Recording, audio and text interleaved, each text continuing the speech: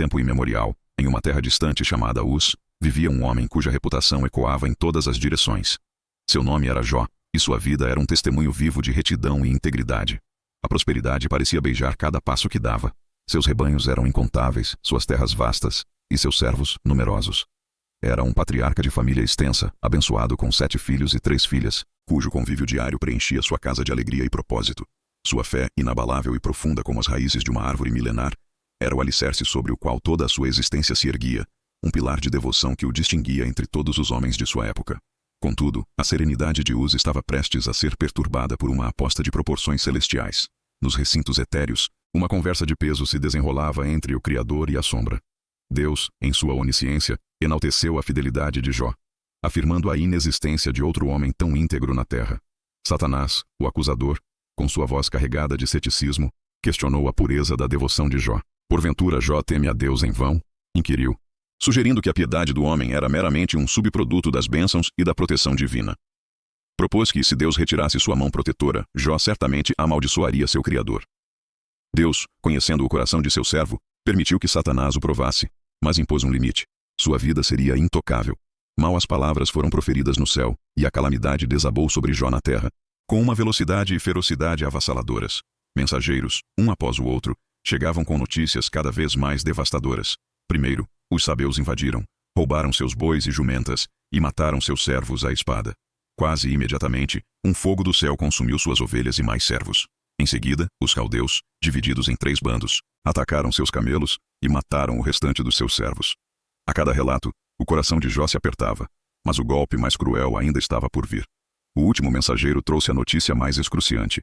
Um vento impetuoso havia derrubado a casa onde seus filhos e filhas festejavam, ceifando a vida de todos eles. O silêncio que se seguiu àquela revelação foi mais ensurdecedor do que qualquer grito. A dor era excruciante, dilacerante, capaz de quebrar qualquer espírito. Jó, em sua angústia, rasgou suas vestes, raspou a cabeça em sinal de luto e prostrou-se em terra. Mas em vez de amaldiçoar, suas palavras foram de uma fé que transcendia o entendimento humano. Nu saí do ventre de minha mãe, e nu para lá voltarei. O Senhor deu, e o Senhor tirou. Bendito seja o nome do Senhor. Proferiu, sua voz embargada, mas firme. Em toda aquela provação, Jó não pecou nem atribuiu a Deus culpa alguma. Satanás, insatisfeito, retornou à presença divina, argumentando que a prova de Jó ainda não fora completa, pois não havia sido testado em sua própria carne. Deus, na sua soberana vontade, permitiu que Satanás afligisse Jó fisicamente, novamente com a condição de poupar sua vida. E assim, uma aflição terrível se abateu sobre ele. Úlceras malignas cobriram seu corpo, da cabeça aos pés. Jó, isolado e em agonia, sentou-se em cinzas, raspando suas feridas com um caco de cerâmica, um pária social, a própria imagem do sofrimento. Mesmo sua esposa, testemunha de sua agonia, sucumbiu ao desespero. Ainda retens a tua integridade? Ela exclamou, com a voz carregada de amargura. Amaldiçoa a Deus e morre. Jó, porém, a repreendeu com mansidão, mas com convicção inabalável. Falas como qualquer doida. Receberemos o bem de Deus, e não receberemos o mal. E em tudo isso, Jó não pecou com seus lábios. A notícia de sua desgraça alcançou seus 3 amigos, Elifaz de Temã, Bildade de Suá e Zofar de Namate. Eles combinaram de ir consolá-lo e compartilhar de sua dor. Ao vê-lo de longe, mal o reconheceram, tamanho era o impacto de sua condição. Choraram em voz alta, rasgaram suas vestes e lançaram pó sobre suas cabeças em sinal de profundo pesar. Por 7 dias e 7 noites, sentaram-se ao seu lado no chão, em silêncio, sem que ninguém proferisse uma palavra, pois viam que a dor de Jó era incomensurável. Finalmente, o silêncio foi quebrado por Jó. Em meio à sua angústia, ele abriu a boca e amaldiçoou o dia de seu nascimento, desejando nunca ter existido. Pereça o dia em que nasci, e a noite em que se disse, foi gerado um homem, clamou, expressando a profundidade de seu sofrimento e a desesperança que o envolvia. Esse desabafo, o grito de sua alma ferida, abriu as portas para uma nova fase de sua provação, a sabedoria de seus amigos, que em vez de consolo, traria acusações e um novo tipo de tormento. O lamento de Jó reverberou no ar pesado, e Elifaz, o temanita, foi o primeiro a quebrar o silêncio com palavras que se pretendiam sábias, mas que apenas aprofundariam a ferida. Com uma voz grave, Elifaz sugeriu que o sofrimento de Jó não poderia ser aleatório. Deus, ele argumentou, não castigava o justo. Implícita em suas palavras estava a acusação velada de que Jó, apesar de sua proclama integridade, devia ter cometido algum pecado oculto, alguma transgressão que agora colhia as consequências. Ele falou de visões noturnas e da pureza inatingível de Deus, como se a divindade estivesse a exigir um padrão que Jó, sem dúvida, falhara em manter. Para Elifaz, a lógica era simples. Os bons prosperam, os maus sofrem. Portanto, o sofrimento de Jó era prova de sua falha. Em seguida, Bildade, o suíta, tomou a palavra. Suas frases carregadas de uma retórica ainda mais dura. Ele afirmou categoricamente a justiça divina, defendendo que Deus nunca perverte o direito. Se os filhos de Jó pereceram, insinuou Bildade, foi porque eles próprios pecaram, e por isso foram entregues à consequência de suas iniquidades. Ele argumentou sobre a transitoriedade do ímpio, a efemeridade de sua prosperidade e a inevitabilidade de sua queda. A mensagem era clara. Jó, por extensão, estava sendo punido por algo, e era sua responsabilidade reconhecer isso e se arrepender. A compaixão de antes havia se dissipado, substituída por uma fria e implacável doutrina da retribuição. Por fim, Zofar, o Naamatita, completou o coro com uma veemência ainda maior. Ele acusou Jó de arrogância, de tentar se justificar diante de Deus com palavras vazias. Zofar exortou Jó a se arrepender de seus pecados desconhecidos, a buscar a Deus com humildade para que pudesse encontrar alívio. Suas palavras eram uma afronta direta à integridade de Jó, sugerindo que sua insistência em sua inocência era em si um ato de rebeldia espiritual. Para os amigos, a situação era um quebra-cabeça com uma única solução. Jó havia pecado. Jó, porém, refutou as acusações com uma dor que transpirava de cada poro de seu ser. Ele insistiu em sua inocência, mas sua perplexidade diante de Deus era palpável. Porque eu?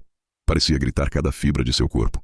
Ele clamava por um mediador, alguém que pudesse interceder entre ele e a majestade divina, pois sentia-se incapaz de se justificar perante um poder tão insondável. Jó questionava a justiça divina, sentindo-se abandonado, um alvo de incompreensão. Descreveu a fragilidade da vida humana, a impossibilidade de qualquer mortal se justificar plenamente diante da santidade de Deus, ao mesmo tempo em que defendia sua retidão. O conflito verbal escalava. Os amigos continuavam a insistir na teoria da retribuição, enquanto Jó se agarrava à sua integridade e ao desejo ardente de uma audiência com Deus. Eles o acusavam de ser obstinado, de rejeitar a correção, de não aceitar a verdade que eles apresentavam. Jó, por sua vez, exasperado pela falta de empatia, chamou-os de consoladores importunos, lamentando a dureza de suas palavras e a ausência de verdadeira compaixão. Em meio ao debate acalorado, Jó expressava sua profunda solidão, a perda de sua dignidade e a sensação de ser um alvo não apenas para Deus, mas também para seus próprios amigos. Ele ansiava por uma explicação divina, por um vislumbre da razão por trás de seu sofrimento. Nesse ponto, um jovem chamado Eliú, que estava presente e havia se mantido em silêncio até então, irrompeu. Indignado com a presunção dos amigos e com a aparente justificação própria de Jó, ele se propôs a falar. Eliú argumentou que o sofrimento poderia ser um instrumento de Deus para a disciplina e o crescimento espiritual, e não apenas um castigo pelo pecado. Defendeu a soberania de Deus e a importância da humildade. A complexidade e a profundidade das palavras de Eliú, que parecia trazer uma nova perspectiva, preparavam o terreno para a intervenção divina, pois nem os amigos, nem Jó haviam chegado a uma conclusão satisfatória por conta própria. A voz de Eliú ecoou no ar, preenchendo o vazio deixado pelos argumentos exauridos dos amigos e pela angústia de Jó. Suas palavras, jovens e vigorosas, pintavam um quadro de um Deus que usava o sofrimento não apenas como punição, mas como um meio de refinar, de ensinar, de aproximar o homem de uma compreensão mais profunda de sua majestade. Ele falava da soberania divina com uma clareza que, embora não explicasse o porquê do sofrimento de Jó, oferecia um para-quê mais elevado, preparando os corações para algo ainda maior. E então, do meio de um redemoinho, a própria voz divina irrompeu. Não houve explicações detalhadas sobre a aposta celestial ou os motivos por trás das provações. Em vez disso, Deus questionou Jó, não com condenação, mas com uma série de indagações retumbantes sobre a criação e a providência. Onde estavas tu quando eu fundava a terra? Declara-o se tens inteligência, trovejou a voz. Deus descreveu a grandiosidade da natureza, a complexidade dos animais selvagens que ele mesmo sustentava, a vastidão do universo. Ele revelou a Jó sua própria pequenez e limitação diante da magnitude de seu poder e sabedoria. Cada pergunta era um lembrete da distância intransponível entre a compreensão humana e os desígnios divinos. Quem era Jó para julgar a justiça de Deus? Quem era ele para questionar os caminhos do Criador dos céus e da terra? Diante da majestade avassaladora de Deus, Jó não pôde mais sustentar sua autodefesa. Sua voz, antes cheia de lamentos e questionamentos, agora se tornou um sussurro de humildade e arrependimento. Eu sou de pouco valor. Que te responderia eu? Ponho a minha mão sobre a minha boca, confessou ele. Reconheceu sua ignorância, sua fala precipitada sobre coisas que não entendia, maravilhas que estavam muito além de sua compreensão.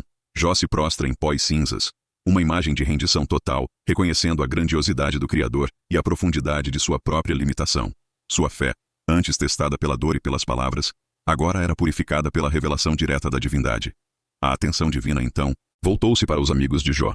Deus os repreendeu severamente, pois não haviam falado a verdade sobre ele, ao contrário de Jó, que apesar de seus questionamentos, manteve sua integridade fundamental. Elifaz, Bildade e Zofar foram instruídos a oferecer sacrifícios e a pedir a intercessão de Jó, seu amigo que haviam julgado tão duramente, uma lição amarga para aqueles que se apressaram em condenar. E num ato de profunda compaixão e perdão, Jó orou por seus amigos. Ele, que havia sido oprimido pelas palavras deles, agora intercedia em favor deles, demonstrando a verdadeira essência de sua fé e a capacidade de perdoar que transcendia o ressentimento. Foi após este ato de intercessão que a maré virou completamente. Deus restaurou a fortuna de Jó, e o fez em dobro. Ele recebeu o dobro de seus bens materiais, ovelhas, camelos, bois e jumentas, que superaram em número e qualidade tudo o que havia perdido. Mas a restauração não se limitou à riqueza material. Jó teve mais 7 filhos e 3 filhas, estas últimas descritas como as mais belas de toda a terra. Sua casa foi cheia novamente, sua família restaurada e abençoada. Ele viveu mais 140 anos, desfrutando de uma vida longa e próspera, vendo seus netos até a 4ª geração.